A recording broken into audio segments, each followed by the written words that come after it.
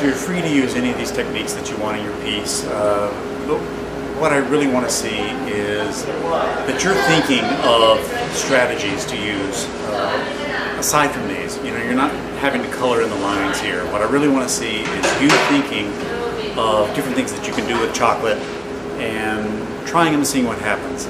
Every single class I teach, I have students trying things that I never would have dreamed of trying, and sometimes they don't work so well, but other times they're a spectacular success.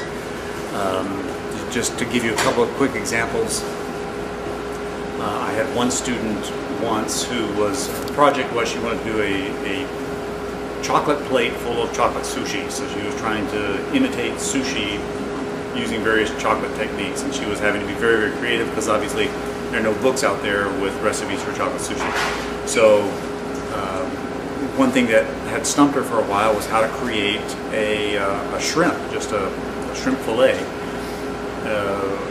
We were eating dinner before class there in the cafe, and for dinner that evening they just happened to have slabs of basically half of a baking potato that had been roasted in the oven.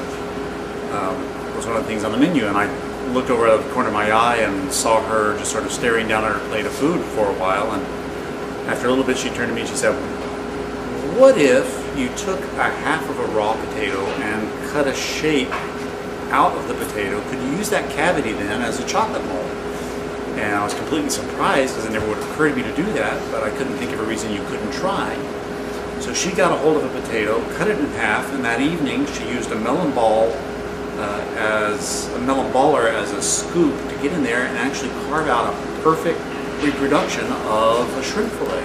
And she filled that with white chocolate, let it set, and sure enough, it popped right out. And then she was able to use some of the dust to doctor up the surface of that, and it made a perfect shrimp fillet. So that was extremely creative. And you find yourself getting sort of into that mode when you're in the depths of your chocolate project, where you're looking at everything around you and everything's starting to look like a chocolate mold. And that's the kind of mindset that I'd really like to encourage you to just take and run with. As you're trying to decide whether you're going to go with the sort of experimental fork in the road or the representational fork in the road, that you're going to try to make a piece that looks like something, or you're just going to play around and try different experimental techniques, you kind of want to evaluate who you are as a person. Because if you're the kind of person who really just sort of can't handle things not working out right for you, if you don't like to try something and see it fail, and if that really gets under your skin and you get very, very frustrated, then I wouldn't recommend doing the experimental thing, because that path is fraught with experiments that don't work out. Maybe 2/3 of the things that you actually try are going to be in any way presentable, and or maybe 1/3 is going to be presentable and 2/3 will end up in the garbage can. So if you can't handle that kind of, you know, chocolate saying no to you, then that might not be the way you want to go. But I really hope that everyone has fun with this project.